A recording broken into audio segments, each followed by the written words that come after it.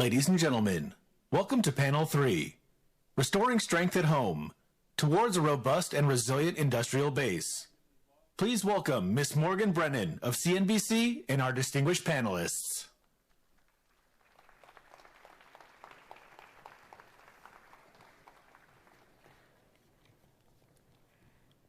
Well, good morning.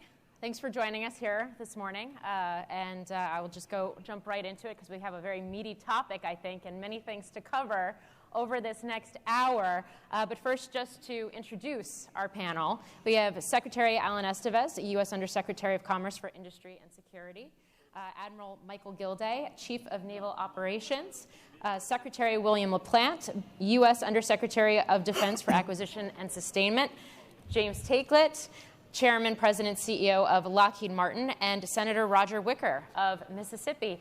Welcome to you all, and I think we'll start here with maybe just a few opening remarks from each of our panelists on this topic of a robust and resilient industrial base, and then we'll go from there. So, Secretary Estevez, let's start with you. Sure. Oops. See whether we get that better. Much better. A couple of points. My job at Commerce is on the export control side, which we call the defense side. So, I just put on these export controls regarding China that will slow China's ability to produce the highest end semiconductors for a period of time. They will figure this out. But what we've done is pretty comprehensive, and it will slow them down, which is important for our national defense. That is insufficient for what needs to be done. We need to play offense, too. So Senator Wicker, CHIPS Act, key in invigorating our sector there. That's one sector. There's other sectors where we need to invest. We need American industry, Jim, to play its role in innovating and developing the new technologies that we need to protect ourselves. And we need to develop the talent in America to do that. So we stop there, and we'll go down, and we can talk about those things as we go through. That sounds great. Admiral Gilday. Yeah, just a couple of comments leading off. First of all, with respect to coming out of COVID, I think that the degree of opaqueness that exists between the Pentagon down 395 and Crystal City is somewhat lifted. I think I see a much stronger relationship, a much more honest relationship with industry. Specifically, supply chain vulnerabilities. Those discussions are very, very healthy. We both have a lot at stake there on both sides, and so I see that. Wouldn't necessarily refer to it as teamwork, but I think honest conversations about those kinds of challenges that we face.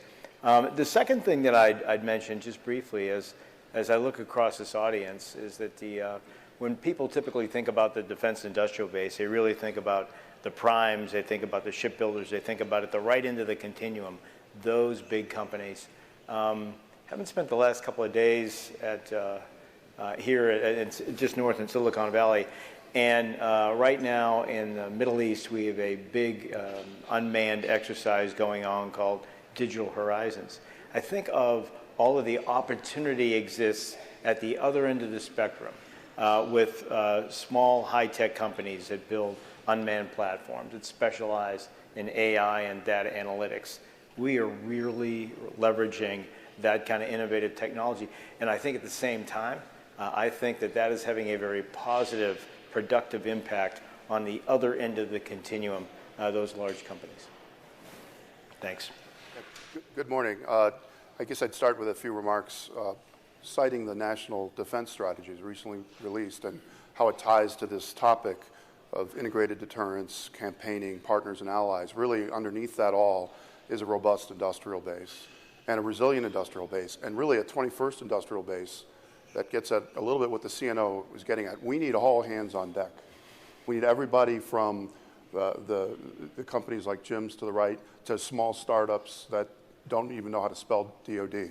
We need everybody. But we also need everybody not just to work on the front end or the back end, but to working on the design and development and the production together, going back and forth. That's where we need the innovation.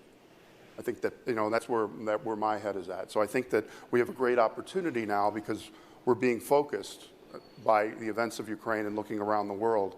And I think there's a real technology opportunity to take modern design techniques, some call it digital engineering, with high-powered computing, and going back and forth with advanced manufacturing, including with small companies and startups, and getting into really economies of scale.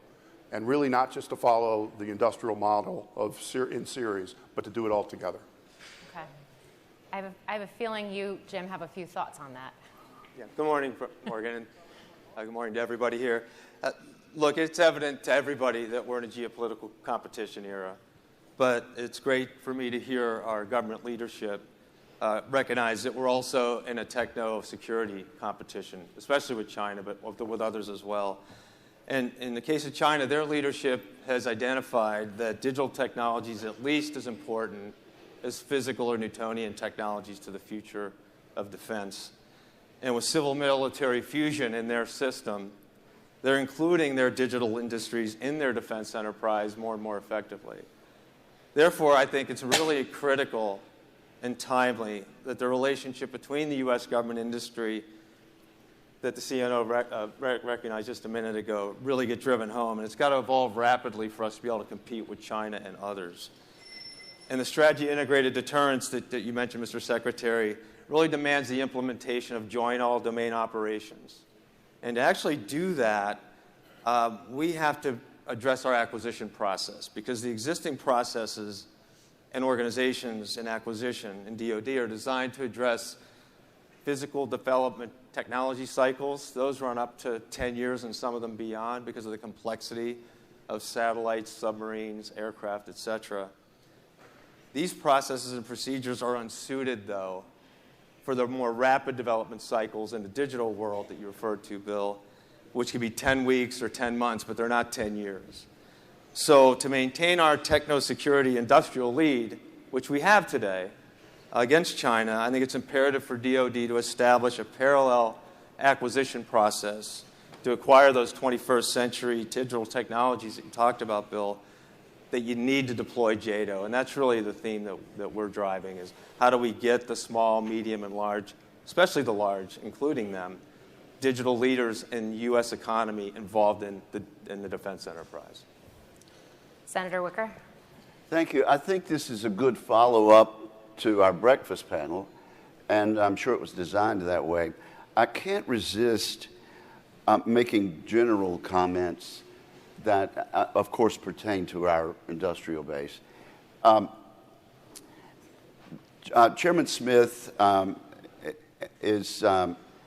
he's been a great friend and an ally in adding $45 billion to the defense budget. But he did say a couple of things that I want to respond to about the think tanks who come to us and say that everything is going to hell and scaring us to death. I would love to hear a think tank come and tell us that they war-gamed the Pacific and we're just fine.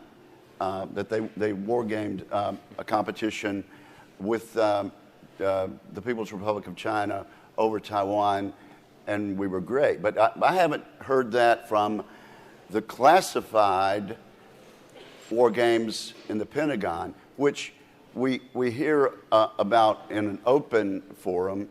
We don't hear the classified parts of it in a forum like this, but we know that we lose war games when we fight China. We know that the RAND Corporation says that we are not ready for whatever might happen, and I don't know if there's a Davidson window or not, but it could certainly come sooner than that.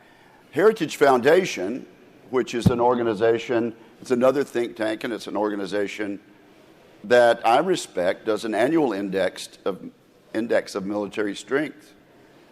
And the one that comes out for 2023 just came out last month. The Army, the U.S. Army, was rated as marginal. The U.S. Navy was listed as weak by the Heritage Foundation. The Air Force was listed as very weak. The Marine Corps listed as strong, but it is small. Space Force weak. And And Heritage says there's a growing risk of not being able to defend national interests. So I'm making general comments, and I'll be happy to drill down on the more specific subject matter. But I would just say to you that our industrial base, whether it be the large corporations like Huntington Ingalls with 11,500 employees in the state of Mississippi, or the smaller suppliers with 90 or fewer, like Seaman Composite that makes the nose cones for submarines, and we absolutely could not do without them. It all goes back to the fact that for whatever reason, over time, we have not funded the military, and we have not made sure that we were ready to do the two things that we might be called on to do, and that is win in two major theater areas. So I worry about the fact that we're not supporting the industrial base to the extent that we're not giving them the programs they need to manufacture the ships and weapons and ammunition we need. And I would imagine it's not just a matter of funding, but it's also a matter of things like continuing resolutions and the roles those play, especially on your mid-tier and your smaller suppliers within the supply chain. I want to get into all of this a lot more. Okay, but first, I'd be glad to talk about the continuing resolution. But first, Admiral Gilday, I want to get your response to that. If you were to what the senator just said, if we talk, I mean, on CNBC, this is a conversation that comes up all the time. Investors are very focused on this topic because they see it as a potential black swan. But if and when China were to make a move on Taiwan, is the U.S. Navy, if tasked to do so, in a position to counter it successfully? So about a third of the Navy's at sea today. We're forward. We have more ships right now in the European theater than the rest of the NATO nations combined. We have more than 25 ships. We have ships right now in the Taiwan Strait and the South China Sea. We are forward, we are present in the Arabian Gulf, in the Gulf of Aden, in the Mediterranean Sea. The United States Navy is in contact with peer competitors under the sea, on the sea, and in the air every single day. You see snippets of it with ships going through the Taiwan Strait. They're going nose to nose with Chinese ships. You see it with our aircraft in the Eastern Mediterranean or up by the Sea of Japan with the Russians. There's a lot of stuff going on under the sea that I can't talk about publicly, but just to know that we have significant overmatch in that domain against any competitor. In terms of looking at our investments, right now on the Hill is the largest shipbuilding budget in the history of the United States Navy at $27.5 billion.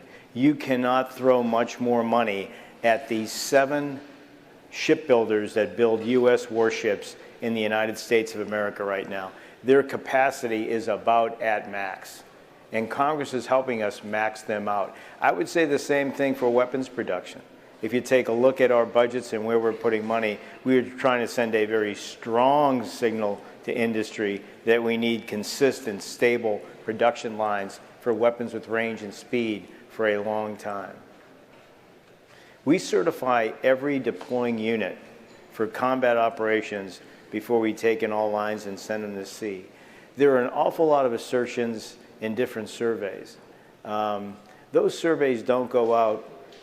Take a look at who the audience is for those surveys, and I would invite all of you to talk to sailors, to Marines, to airmen, to Coast Guardsmen, to soldiers, to Space Guardians, and get their sense of whether or not they feel that they're ready and what they think that we're not doing more of that we should be. I think that would be a good data point. But look, you know, the Secretary of the Navy has been clear to me that our responsibility is to field the most lethal, capable, ready force, not in 2027, but on December 3rd, 2022. And that's what we focus on every day. Okay. Secretary LaPlante, you dig into the supply chain. You are assessing things like production and the ability to ramp production. It's been in focus with Ukraine, certainly. We can talk about it where that's concerned. We can talk about it where China, countering China is concerned as well. What do you see as challenges right now when it comes to the industrial base, and we'll use the example of Ukraine to start. How quickly, what needs to happen to see some of these lines ramp more quickly and some of these systems be able to get into the hands of Ukrainians or allies, or even into replenishment of our stockpiles more quickly? Yeah, thank you. And I think just to start with the experience we all had during COVID, is I think a lot of Americans and people around the world recognize, whether it's baby formula or prescription drugs or PPE or getting a vaccine quickly, that it didn't take much to disrupt our supply chain just in our economies. Why is that? Probably because of the just-in-time delivery, minimizing inventory, reduced tooth to tail, all the rest of it. We have the same issue in the DoD, and you find out in a time of crisis. So that's point one. Point two is, and particularly in the DoD, we've gone out of our way to really minimize any redundancies, because again, that's efficiency. Well, one person's efficiency is another person's vulnerability. So what we've done systemically, it started well before Ukraine, is going through, we have a team of experts doing this, of deep dives into critical munitions and systems, and going down and finding the choke point in each one. And then the choke point can be a variety of things. It can be the workforce, it could be ball bearings, it could be batteries, it could be obsolescent parts, it could be microelectronics. And then as best we can, get money to those places using Defense Production Act, et cetera. At the same time we're doing that, we are also building the plans to get into more sustainable, longer-term production lines. And the other piece of it, I would say to folks, is that we have to get comfortable with the fact that production and getting to production is as important as part of any other part of the acquisition system. And I would really want our folks that are innovators in the front end, which we need you, we will not win without you, to also help us on the back end as well. I think that's what we need to do as a country. Jim, I see you nodding your head. Well, first of all, I want to recognize Dr. LaPlante, the Army, and the other services for really, attacking this issue when it emerged. But it's a little bit at the battlefield hospital level, and you guys are fighting hard, and you're making great progress. But as you said, the U.S. Defense Industrial Base is scoped for maximum efficiency at peacetime production rates. That's what it's built to do today. We're working on that now with government. But it's overly vulnerable to those disruptive events like COVID as a result, and there's labor and supply shortages that are still continuing through because we've been structured in this way. It was also unable to rapidly scale and scale up quickly when the circumstances demanded it, like with Ukraine. So we're learning a lot now about the situation between the supply chain disruption of COVID and the Ukrainian crisis. So we should be applying concepts of anti-fragility to the whole industrial base. And by anti-fragility, I mean when there are shocks to the system, they do not damage or stop the system from operating. And some of the tools that I know that you're already employing in the DoD, multi-year procurement contracts for expendables, such as munitions, but it needs to go beyond that. A significant reduction in the single-source suppliers of key components, because you won't have those emergencies in the ball bearing single supplier for that one part that you need. And then thirdly, procurement and maintenance of the tooling and capacity you need to quickly move 2 standard deviations above what peacetime production rates are in a reasonable amount and short time. So those are some of the ideas that we can implement, and I know that the government's looking at now, but we're going to need to fund those. Resiliency isn't without cost. There'll be some cost to this, but we're learning so much in this experience that I think it's going to be a cost-benefit trade-off worth looking really hard at. Okay. I know there's a few people who want to jump in on this. Secretary Estevez, I will start with you. Sure. A couple of things. One, and I like what you were saying, Jim, but and we need to look at this across the full American industrial base, not just the defense industrial base, because frankly, they're completely linked, right? We need to get away from reliance on adversarial countries as sources of supply. Again, the China problem, which, rare earths, neodymium magnets, on and on and on. I could go on and on and on there. And we need to start encouraging buy America or buy allied. And if the cost's a little more, okay, we need to encourage. And companies need to understand their supply chains, and they need to start thinking about how to diversify those supply chains. Right? If COVID didn't show that, Ukraine should have in spades. if Putin is doing anything good, he's helping NATO membership, and he's helping people understand the problems in their supply chain, including our European allies who are all over this right now. Two, we need to look at our own manufacturing capability, Bill, to your point.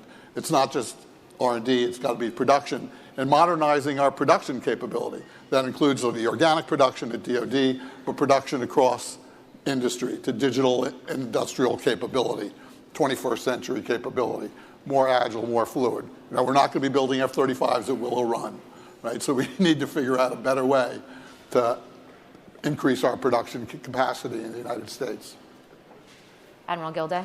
I'll just make a couple of comments as a guy in uniform and thinking about this through the lens of what could we possibly do to allow industry to be able to surge when it needs to surge. And I go back to steady state production. You got to solve that problem first, and we haven't. And so I believe that from the services we need to give a steady, clear, consistent, and predictable demand signal to industry that needs to be reflected in our budgets. The sine waves are unhelpful. We've seen that in munitions lines out of Ukraine. What that ends up yielding, I believe, is more level-loaded production lines that are much more efficient. And the next thing I'd add is for the services, we also have to minimize changes to that production line when it's in progress. That leads to more time, it leads to more cost, and typically takes us off track. So I just add those tidbits to the comments that Mr. Takelet made and the Secretary made. Senator Wicker, I want to get your thoughts on that, both in terms of budget and also in terms of the crafting of policy, the balancing of existing programs and a production ramp and what that means in terms of balancing legacy where it makes sense versus newer technologies and investing in newer capabilities and how quickly we can make that I think we have to balance that based on the best information we have. Again, a lot of what was said at breakfast is absolutely true, but we're still going to need tanks, and we're still going to need missiles, and we're still going to need ammunition. Let me make sure everyone's clear. I'm on Admiral Gilday's side. He's been given a job to do, and he has to put the best face on what he's been provided. And Secretary Del Toro is here too, and I think he's the only secretary that actually spent a year in Pascagoula making ships. So I'm on their side. A few years ago, when we passed the first Ships Act, maybe we'll pass another one soon, every expert in uniform, admirals and generals around the globe, told us we needed 355 ships to compete. We finally decided to take them at their word, and we didn't pass a sense of the Senate. We passed a statute that was passed by the House of Representatives and signed by the President, saying that 355 ships in our Navy is the statutory requirement. It's been somewhat treated as advisory since then. But the Congress, in that statute, and what I would have preferred to do is actually implement that in our authorization bills. China has 400 ships, and they're building them more and they're building them better. Some of ours are much more technically capable. But I want to give Secretary Del Toro and Admiral Gilday what the experts say they've needed. Now, with regard to the budget, I was heartened to hear everyone say that we need to pass an NDAA. There had been some school of thought that the new speaker would like to tinker with that after the first of the year. I really do. I think I think most of us agree we need to get our work done for this year, and get that done. And of course, we need to pass the NDAA really before the end of the summer next year. With regard to the omnibus, in my view, it would be a disaster not to pass an omnibus before the end of this calendar year. I had my staff calculate this just a few days ago. If we go on a continuing resolution, which is what we appropriated last year, we just do that again with a few anomalies, it is actually, Admiral, it is an $80 billion hit to national defense, not just $45 billion. So it would be an utter disaster and would send absolutely the wrong signals to Russia, send us wrong signals to the people who are our adversaries and looking at a possible challenge to us in the Pacific. In addition, there's such a small majority in the House of Representatives. There's a small Republican majority coming next year. I really think it would be very, very difficult for Speaker McCarthy to get an omnibus bill done after the first of the year. So it's incumbent on us, if we support national defense, and if we back the public in hoping that we can avoid a war with China and help our Ukrainian friends win, we need to pass an omnibus bill. It's not the way to do it. One other thing. I don't think Americans realize there's one person in the world who can schedule a bill on the Senate floor. There's only one person on the face of the globe, and that's the majority leader. I will say this for Mitch McConnell. We've had a hard time bringing bills to the floor, but under his leadership, when he was majority leader, we did do some minibuses and didn't leave everything to the end. But clearly, for whatever reason, Majority Leader Schumer has decided not to allow the appropriation bills to come to the floor against our best advice. I hope he's going to be majority leader again next year, and I hope in light of everything that's going on and the threats that might happen to us, we can come to a national consensus to go ahead and bring those bills and let the House and Senate work on them. But one person, and one person alone, schedules bills on the Senate floor, and that's the majority leader. Secretary LaPlante, the fact that we're even having this conversation, and we tend to have this conversation to some varying degree, unfortunately, rather regularly over the years, how do you navigate it, both in terms of continuing to fortify an industrial base from a DoD perspective, but also being able to bring on new technologies, new potential companies, create some sort of certainty in those for the ability to on-ramp some of these new technologies in an uncertain environment? Yeah, it's a great question, and I would just say let's first talk about the progress that's been made. It goes back multiple administrations. This is a good thing. There's much more prototyping going on and experimentation. There is much more of a leadership push, just like the CNO being in Silicon Valley the other day. There's so much more of a leadership push to reach out to these non-traditionals, all that. So I think we're at a point where we've got to get this into the mainstream and we've got to get it to scale. And so this is where my head is, and as I've been watching this, and maybe it's overly influenced by Ukraine, is I think we can get these modern techniques that are coming from the commercial world and the high-tech industry that are at this intersection of large data sets, AI, modern digital engineering, where you're really able to go back and forth in designs, and you'll produce a design that a human would never have produced. You look at the thing and you say, my God, who produced it? But you find out it's optimal because the algorithm produced it. Getting that with production together out into the field is the next big step. So we got to get the innovations and the new folks into the mainstream. Now, you can ask the question, we often do, how do you do that with major platforms, right?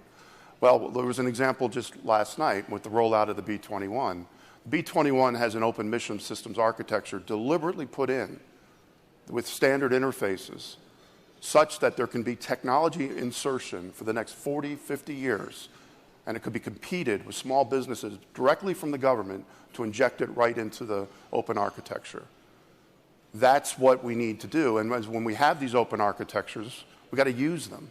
And we got to open it up to small businesses and to startups and say, hey, you want to get your algorithm into the B-21?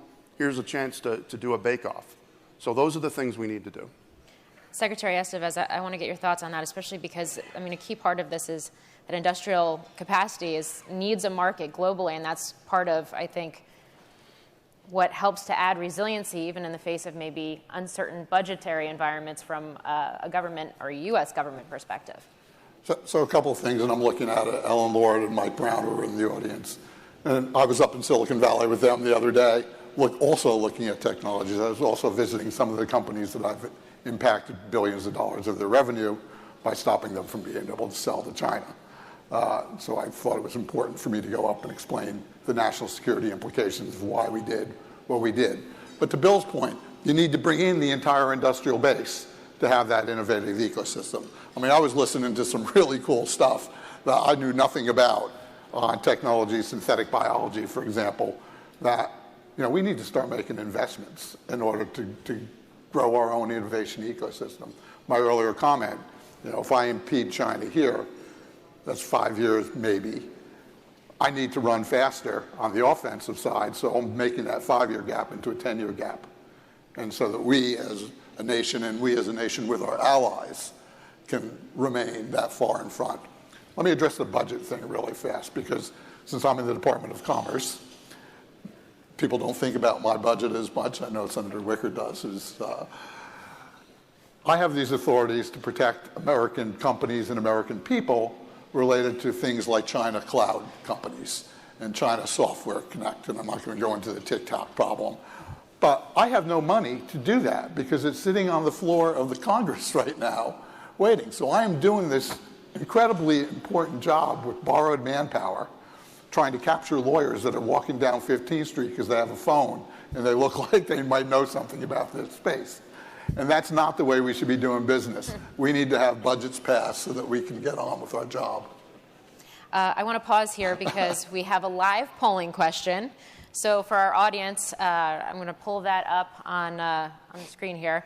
The question is, many are concerned about how thoroughly integrated the American economy is with the Chinese economy. The U.S. government should prioritize, number one, encouraging U.S. businesses to move out of China. 2, adopting policies to support the U.S. industrial base to compete with China. 3, enacting sanctions on Chinese corporations threatening U.S. national security. Or 4, leave it to China to decouple from the U.S. economy. So if you want to weigh in on this poll and your thoughts, please do so now. We're going to continue the conversation. We'll come back to those results in just a few moments. But Admiral Gilday, I want to go back to you. I want to get your thoughts on how you're thinking about new technologies and new capabilities, especially given the fact that, and we're seeing this in industry, these investments in anticipation of it, the balancing of, I think, what the Navy currently looks like versus things like unmanned. Mm-hmm. So a lot of opportunities, and some of this has been touched on up here over the last few minutes. The fundamental problem is not attracting innovative, high-tech companies to DoD. That is not the problem. The problem is transitioning their products into a production line and crossing that 3-year gap. When I think about, there's an ongoing effort right now to come up with ideas to revitalize a system that Secretary McNamara put in place in the 1960s. It doesn't quite work for the kinds of technologies that we want to leverage quickly in a decade of concern. What we want to be able to do is to get the production fast. And a couple of exemplars might be Operation Warp Speed, maybe how we fielded MRAPs quickly a decade or so ago. Those would be exemplars instead of blowing up the whole system. I just look for how do we do that really well? What do we learn from that, and how can we apply it to some of these new technologies? If I go back to the framework that McNamara created, there's a lot of laws, there's a lot of processes in place to drive down technical risk so that we don't scale too early and end up with stuff for hundreds of billions of dollars that doesn't work very well. There's plenty of examples of that. Now, if I think about the high-tech firms that are offering their products, their AI products, their unmanned platforms. These are dual-use technologies, and much of that technical risk has already been driven down. It's already been driven down, and so we could go to the Congress, we can go to our boss, Secretary Del Toro, and he can take it up the chain of command of the Pentagon to say, look, I have a very high degree of confidence that this unmanned platform, coupled with this AI software plug, is going to solve the problem we need to solve, which is to understand the domain in which we operate in much better than we do today. I'm an optimist in terms of where we're headed. Again, I go back to solving that problem, and I think that there are exemplars out there that we should leverage, learn from, and execute off of. We're starting to get some questions from the audience, and I want to weave them into this conversation. Jim, I'm going to put this question to you. What steps is the United States taking to strengthen our supply chain by deconflicting it with potential adversaries? And I put that question to you because as we're having this conversation about supply chain, I would imagine that we're seeing a company like Lockheed Martin and many other companies I've spoken to take a deeper, closer, more rigorous look at just how far down that supply chain goes and where different aspects of it actually come from.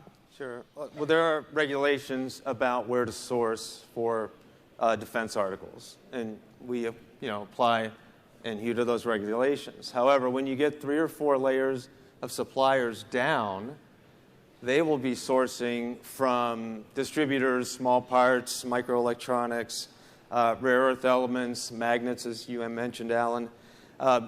Those come in pools. It's hard to figure out where that commercial distributor that sells to the 4th level down supplier got that magnet material. It's a real test case, I will point out to you.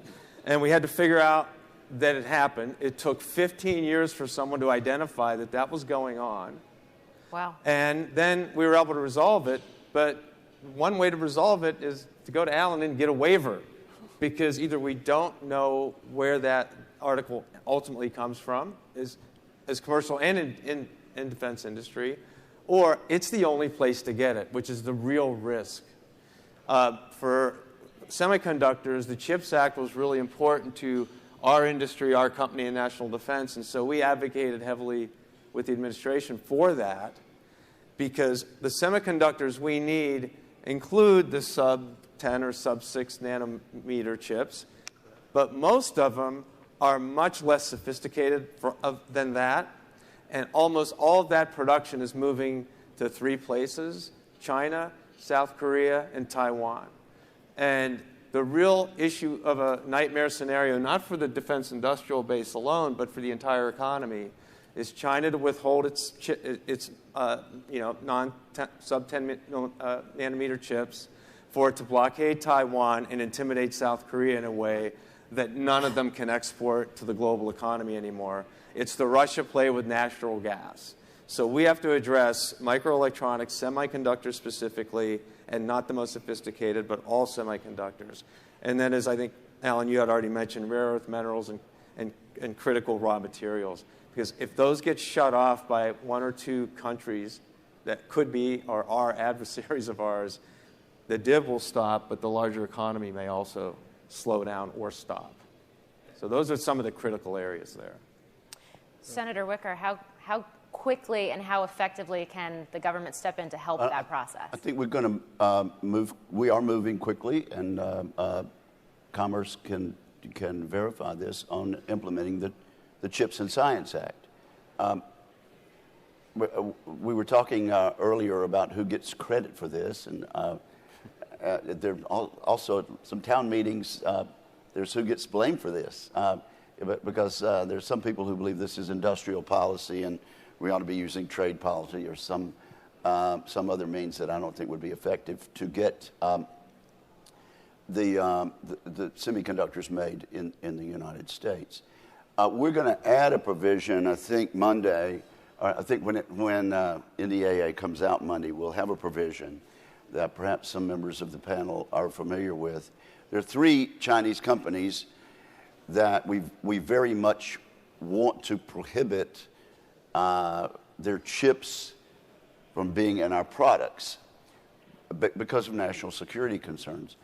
The problem with that we've had to deal with is the layers of supply, third and fourth level.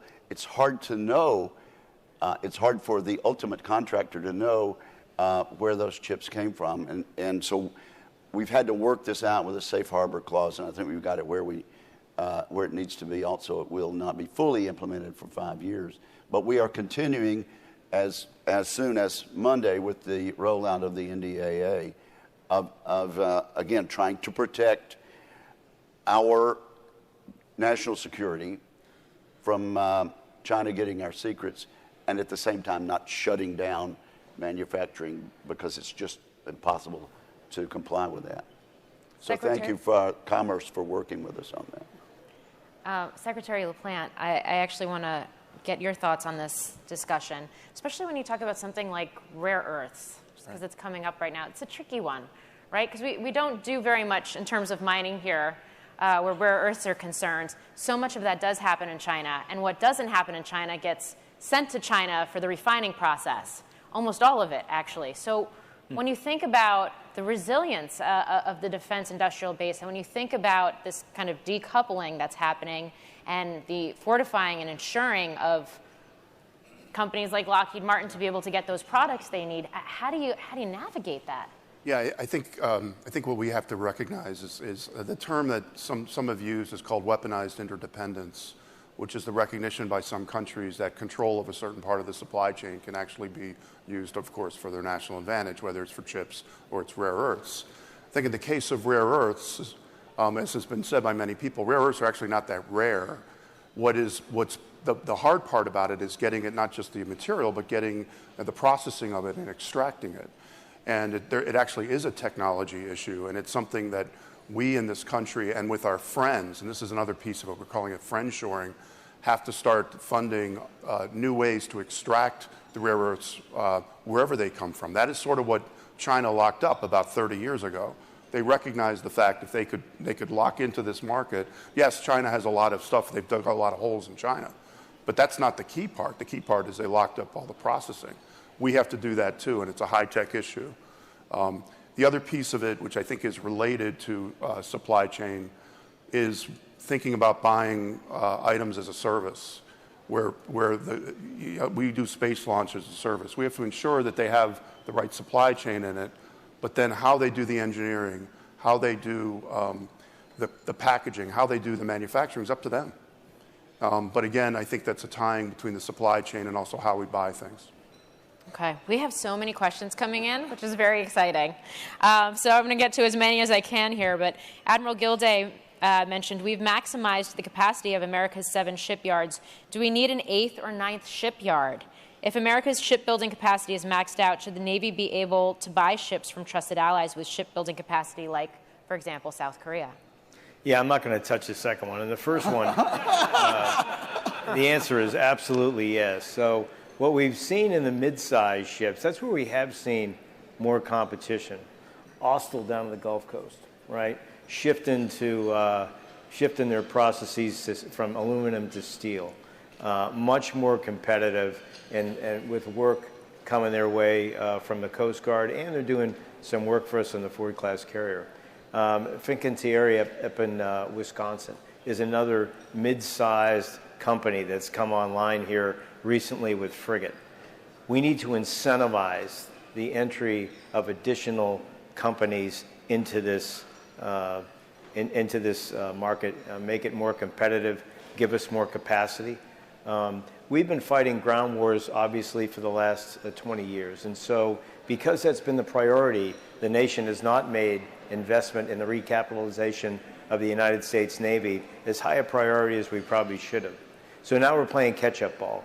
So again, the Congress is being great at trying to, optimize, maximize those production lines. But we need more shipbuilders, not just for the United States Navy and the United States Coast Guard, but also for the commercial industry. That is also a demand signal there. We have significantly downsized the number of shipyards we have in the United States over my lifetime, it's gone from 60 shipyards that supported DoD down to just 7. You could say the same thing for aerospace companies, over 50 down to maybe 5. Space launch companies that build spacecraft cut in half from 8 to 4. And so the trends are not good. But it is a challenge, I think, from a workforce perspective in a society where our manufacturing demographic has essentially been cut by 35% over the past 3 decades. And so it's not just the shipyards, it's also the ecosystem that supports them. It's vocational schools in terms of education. It's the Department of Commerce, the Department of Labor, the Department of Education kind of pitching in and shouldering this with us. It's wage incentives. It's a number of things that I think we can think about in terms of revitalizing this critical part of the United States economic sector. Senator Wicker? Oh, I was just thinking, tomorrow's headline, Gilday refuses to rule out buying Navy ships from Korea.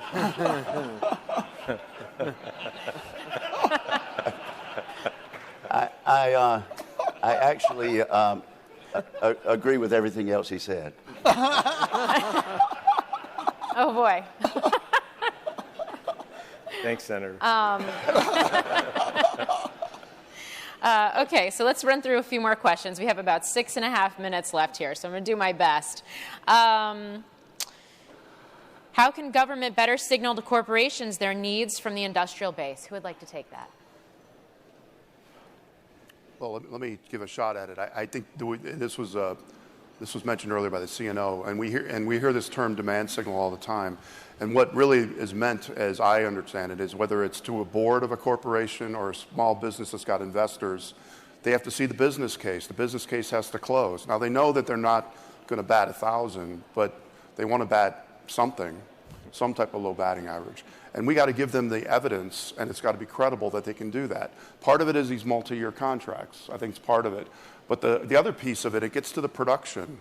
And again, not to make everything about production, but if they can see the business case that this item, this technology, this technique, this service can actually scale, and even if it can be spin off into the private sector and the public, and you can see a plausible business case, even if it's a 1 out of 5 chance, that's what they need to see.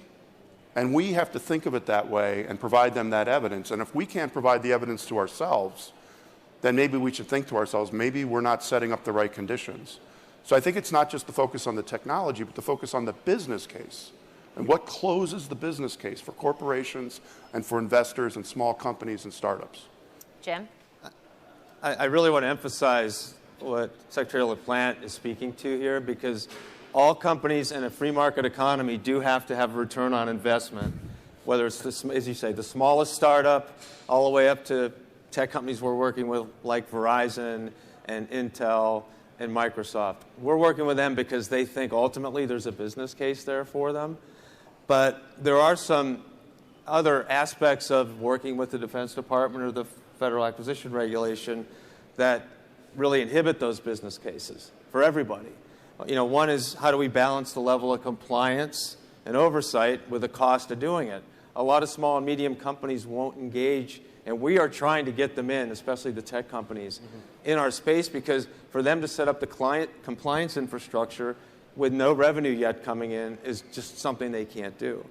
Another one is to minimize the suppliers funding the government, which happens in a couple places. Pre-funding of materials and labor of a contract you've won during the time it takes to definitize that contract, which could take 6 months or a year. Small and medium companies can't afford to do that. Another one is to maintain a robust level of progress payments. It went to 90% under COVID. It may go back to 80, but let me tell you that flow-through of 90% kept a lot of companies in business. And I would recommend maintaining the 90%, but requiring those of us as prime contractors who receive it to flow 100% of that 90%, or that incremental 10%, to our suppliers. That should be part and parcel of that rule. It isn't today. It should be, because we're really trying to protect those small and medium suppliers with that change in the ruling. And then expand, as you said, Bill, the use of block buys, long-term agreements, because you've got it. We went to our board, frankly, and this is Lockheed Martin. It's the largest aerospace company at the moment by revenue in the world, for a $6 billion approval for digital factories. It was going to take 8 years to do. And we had to make our case to our board that that was going to get a return on investment. As big a company as ours, we had to get that case. And you know what we got approval for? The first $500 million. We've already almost spent it, but that's the way industry works. You've got to have a viable business case, as Dr. LaPlante is saying, especially if you want to get new entrants. Because if they don't see it, their board or their private equity firm owner is not going to encourage them or even enable them to get involved. We want them involved, especially in the tech space. The panelists all seem to agree that the U.S. has a long-term production capacity problem, particularly when compared to China. What steps do we need to take to expand cooperative development and production with U.S. allies and partners and leverage their combined capacities to offset this disadvantage? And how can we do that in a way that sustainably supports the health of the U.S. industrial base? It's a big question. Who would like to start? I hate having to take it again, but I'll just have to start because I'm sort of a bit in the middle of this with the Ukraine group that the Secretary has pulled together, where we have 50 countries around the world huddling on how to help Ukraine. My equivalents are now meeting, the national armaments directors. And what we're talking about, and we're trying to figure out, is much more co-production, where we have production in each other's countries, co-development, interchangeability between our different systems, and a lot more sharing of information. I think there is this recognition that we all are going to need to do this together in a country. Yes, jobs are important, but we're going to have to produce things for each other. And we have to be comfortable using equipment developed in another country in our own military, and vice versa. I'd love to get your thoughts on this, Secretary Estevez, from the commerce side, and as we have had this conversation about decoupling. Yeah, a couple of things there. One, and Secretary Raimondo did a speech earlier this week in which she said, we're not really looking to decouple from China, but we're going to protect the technologies that we must protect for national security, full stop, bottom line. So promote what we can, decouple, protect what we must. For working with our allies on that, which I just got back from Europe myself, and a trip planned to Asia shortly. They're more than willing now, because of the actions of Putin, because of the temper tantrum that Xi Jinping threw over the straits in August when Speaker Pelosi visited. They're more than willing to start talking China with us, which is a good thing. So they also are looking, how do I diversify my supply chains? How do I get out where I have to get out? And I'm talking to a lot of companies too, especially the tech companies, and they are looking to where they have to go outside of China. Now, it took 40 years to get where we are. It's not going to happen overnight. But there's a wake-up call going on, and I think that's a great thing for us.